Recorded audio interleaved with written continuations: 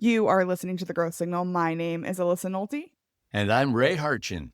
and we're going to get right into it. Ray, tell us, what is your hot take? Today's B2B buyer wants to be more like they are in their B2C buying journeys. And they're demanding a change in the way that B2B solution providers, products, experiences go to market. I am so excited to talk about this because I personally feel like, and maybe this is my hot take, is that B2B sales and B2B sellers have gotten away with having really bad sales experiences for so long because of the fact that it was selling to an organization instead of into an individual consumer. And I think I agree with you. The general market isn't going to stand for that anymore. Yeah, thankfully the pandemic kind of sped things along a little bit, accelerated this slow change that we had. But for decades, Alyssa, us B2B marketers, we forced people into our go-to-market processes, and that is completely contra to what consumers face in their B2C buying journey. So, hot take number one: B2B buyers are also B2C buyers, right? And so when they go out in their B2C shopping journeys, their buying journeys, they're looking to spend $20, $50, $100. And for the last 10 or 15 years, they've had this world-class experience. They search completely anonymously with impunity. They're able to compare products to services and experiences in complete anonymity. And a lot of times they can just transact without ever interacting with the brand that they've chosen and also the brand that they haven't chosen, right? So then they go back with that same technology they have, whether it's a mobile phone, a tablet, a computer, and now they're on a B2B buying journey, but they're not spending $20, $50, $100. They're spending $20,000, $50,000, $100,000, but they're being forced into this horrible experience with like gated landing pages. You fill out a form and then get bombarded with a bunch of SDR nonsense. That's not what they want. They want something different. And research has shown that, not only are B2B buyers increasingly younger generations and these digital natives that are used to transacting in a different way, but regardless of generation, B2B buyers are behaving differently as they go to market. And a clear example is, we could all agree that 100% of B2B buyers want to self-serve some of their buying journey. Makes perfect sense, right? But it's some of the behaviors that they're doing at the very beginning of their buying journey that's much different. For example, customer referrals, peer reviews, customer success stories. These are things that us veteran marketers have long viewed as bottom of funnel type of assets, right? And so we're deep into maybe price negotiations. Here, bam, hit them with a customer success story or a referral customer. Many times now, B2B buyers, that's the first thing that they're looking at. You have to have a presence at places like G2, for example. You need to be winning at G2 to have your customer referrals because that's one of the first steps in the process. And then also when you look at pricing, increasingly B2B buyers want to have transparent pricing on the website. That's an ante into the game. And, that's something that most B2B organizations like to keep very close to their vest. This is something that we'll negotiate deep into the funnel. But if it's turning out to be an ante in the game and you do not have transparent pricing on your website, you're increasingly behind your competition. And not every industry has transparent pricing, but all it takes at least is one. And if you've ever out there in the audience been involved in a pricing and packaging exercise at work, an initiative at work, it is time consuming, often quite painful, and it takes every function of the organization from the product side to the go-to-market side.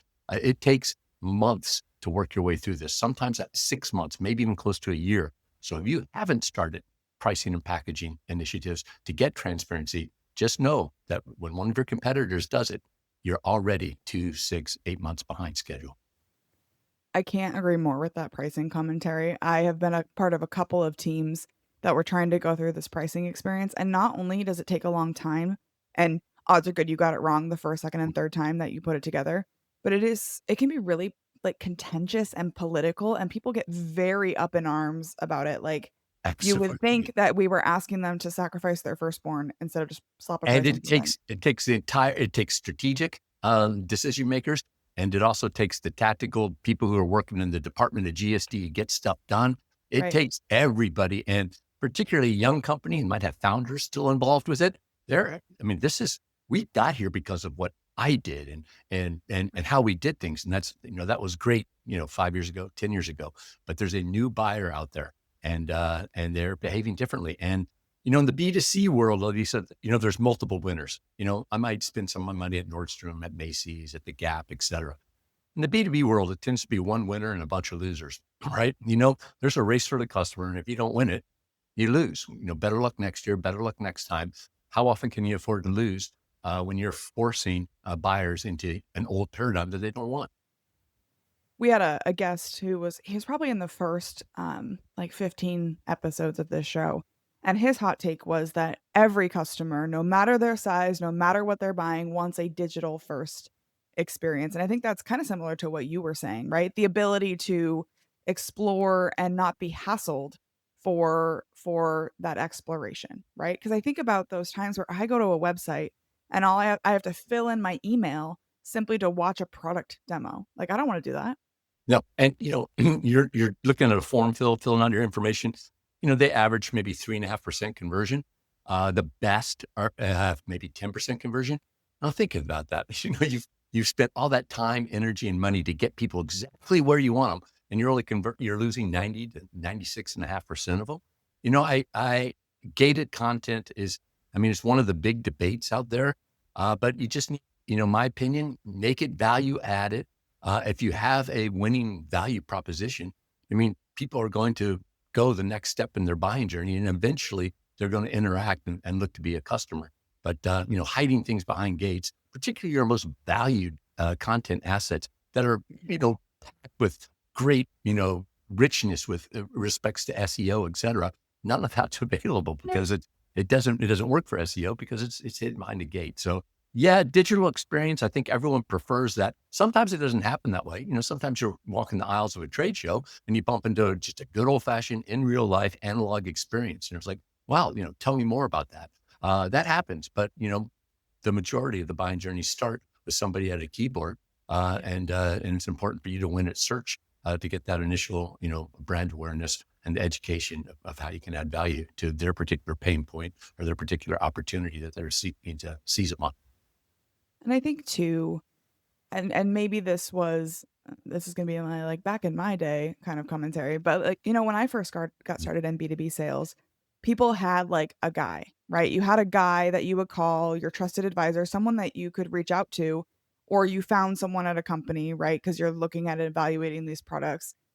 I do worry that now with the advent of all of these different opportunities and the review sites and all of those things that we're looking for, like pure referrals, like you mentioned at the beginning, our trusted advisor has really changed, and it's no longer the salespeople who are trying to pitch a product. Yeah, I think, there's a lot of value in becoming the trusted vendor partner, and it's the organization. But you're absolutely right. When there, turnover, a lot of times you went with your sales executive sometimes as a customer. Like I really, Alyssa understands Right. my business and she understands my business well enough that she's gone to maybe a different firm. Well, then I'm certainly open to going to that other firm as well. I think there's still a lot to be said for that. And those are it's go to market eventually comes down to an engagement and building rapport with the customer and having the customer say, "Hey, this understands me." But now, particularly with a bigger company, it requires this concerted, purposeful effort and this coordination of the entire go-to-market team. And for a decades, we've talked about the need to coordinate sales and marketing. But now it's more than that. Anybody that's customer facing, so your customer success group, customer service, professional services, what have you, those people are part of the revenue team as well, because it's about, acquiring the customer, but then servicing the customer and retaining the customer. Because we all know the cost of customer acquisition is relatively astronomically high compared to the cost of retaining a customer. So what's that net retention ratio? You're spreading this out across more stakeholders of the organization. It's not just your guy who is taking care of you, but it's, the team and the brand that's taking care of you. And if you can fulfill that promise, then the brand becomes the trusted vendor of choice, as opposed to my guy who, he knows my company and Yes. can solve my problems. Does that make sense? Absolutely. And I think the hardest part too is reorienting our company mindsets to the idea that we're all responsible for revenue, right? So I always tell people you are either revenue generating or revenue responding. And Ex- that's really the only two options you have if you work for any company. Either you directly create revenue or you respond to revenue. So if you're in accounting, well, you have a job because there is revenue coming in, right? So how do we recognize that we're here to do business and drive revenue and deliver on great outcomes for customers, and thereby they will stay with us if we're consistently delivering value? Yeah, if we can use accounting terms of cost centers and things like that, and but you're right. You're either generating revenue or responding to revenue, and it's one of the things that I really like to stress. The whole concept of revenue orchestration is this purposeful coordination of the team to go to market. It's so easy. I mean, we've talked about this, for decades. It's so easy to, say like, hey, we're coordinated within the sales and marketing, customer service, and all this. But when it gets down to it, you can look at a head of sales, a vice president of sales, a sales manager, sales director. They're always worried about the amount of non-selling time that their sellers are expending, the administrivia, right? But I'll just share with you just one quick example of how this can get away from the coordinated effort to go to market and win the customer. And that is at close lost. You end up with somebody at close lost, and we have in the revenue team, we have trophies named after individuals who don't take no for an answer, and they're beating the streets. They're knocking on doors, they're smiling and dialing, and sheer persistence and getting on to the next thing. And there's this lore, this folklore, cultural folklore built within sales organizations of, okay, close lost, one door's closed, the next door opens. But, if you don't update the CRM system with why there was a closed lost, think about the impact it now has on marketing, right? And like, first of all, is it closed lost? Are we still marketing to somebody who is closed lost? But who did we lose out to? And Yeah. why did we lose out to? And when did we lose out to? Those are all important considerations for the marketing team because there's remarketing efforts, right? If we're selling SaaS software or whatever, when do we lose? We know there's a renewal coming up at that particular time period. We know who they went to and why they went to them. So how about we emphasize our winning value proposition vis-a-vis our competitor? We hit them 3 months before the renewal comes up, and we offer some sort of like takeout offer. Those are all ways that we can win from the marketing side, but we can't if the CRM's not updated, right? So it's again, it's just one little tiny story, but it's important, right? And so what is the coordinated effort that we go to market? Try to coordinate the people, the processes, and the plays that we have to facilitate the buying journey. Tell us more about your book, Revenue Orchestration, because I'm really interested in that concept, right? What does that actually mean? And how do we do that in today's modern business world? Yeah, the book, thanks for mentioning it, Lisa. It's a very quick read. It's a 90-minute book. It's at the Kindle store. It's called Revenue Orchestration in Today's New Era of B2B Sales and Marketing. And revenue orchestration, again, is that purposeful coordination of your people, your processes, and your plays to facilitate the buying journey. And the great news for organizations is that you already have the people, you already have the processes, and they already have these plays. And these plays could be things like, email nurture streams, sales outreach sequences and cadences, trade shows, et cetera. But how you, bundle those and go to market, keeping in mind that we've always had a tendency in the B2B space to kind of force the customer into our process. This is our process. This is when we have a sales team. You probably have a laminated little thing that you have on your desk that, step 1, step 2, step 3 of that, how you're pushing your prospect through your sales process. And that's kind of the wrong way, in my opinion, to go about it. You need to think about the buying journey. The buyer is in control. B2C learned this 15 years ago, particularly online. And when they lost control of the buyer, they lost control of that buyer and that buying journey forever. B2C is those buyers are never going to relinquish the power that they have back to the brands. You're seeing that transition right now in the B2B space. They are seizing control. This is the way I want to go to market. I want to be digital first. I want to be self-serving. I want to have, free assets. I want to understand referral customers. I want to understand pricing. This is before I ever speak to an individual. And if they don't get that, they're likely to go someplace else. So, how do you rearrange what you have and all this great experience and great success that you've had in the past, but rearrange it to best fit the buying journey? And I like to liken it to the marathon road race in the Olympics, and the buyer are the runners. So they're running down the course, and as the B2B go-to-market team, I'm waiting for them at the aid station. I've got some water. I've got some, electrolyte drink. I got maybe a little bit of food or something like that. All the information, the data, and so forth that they need at a particular step in their buying journey. And as they come by, I give that to them. And then I pop on my scooter and I jump ahead. Where are they next going to interact with my company on their buying journey? And how can I supply them the data and the information that they need to further, progress? And I don't want to come across to listeners and viewers out there as, oh, you'll be completely reactive to the buyer. No, you can be very proactive in this. You're guiding you're facilitating their buying journey, and you're guiding their buying journey, and you're guiding it in your favor, right? It's up to you to produce the content, assets, the information that paints your company and your value proposition in a most favorable light. And you're supposed to have that value proposition to deliver, right? That's, Right. survival of the fittest. So if someone is hearing this and they're thinking to themselves, okay, I have the people, yes, but I don't necessarily know how to use them to their best effect, or we've got a process, but it's all over the place. What is the first thing you would have them do if they're ready to purposefully coordinate all of these things? Yeah, I think you understand your buying journeys, and there's typically more than one, right? And there's going to be some of those that you flat out prospect it, right? And it's very much driven from you, but then understand what the buying journey is and how you end up acquiring customers, and then respond to what those buying journeys and those maps are. But understand how your customers are going to market and ask, right? Particularly the customers that you just closed. How did you Yes. find us? And build that rapport. Eventually comes, like we said earlier, it comes down to this engagement and this building of a rapport, and it's an organizational effort.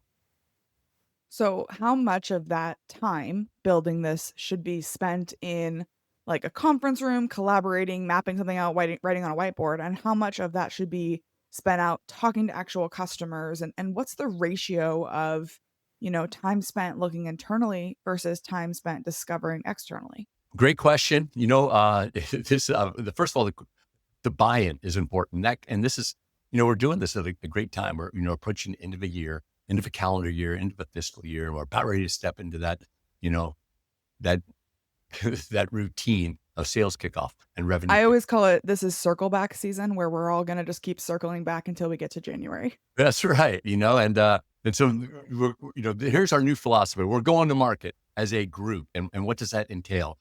Great questions about how much of this is backroom stuff, how much is customers. I like to think it's more and more within customers, and we have so many digital tools, but also good old fashioned in real life tools, analog tools to be able to get customer feedback.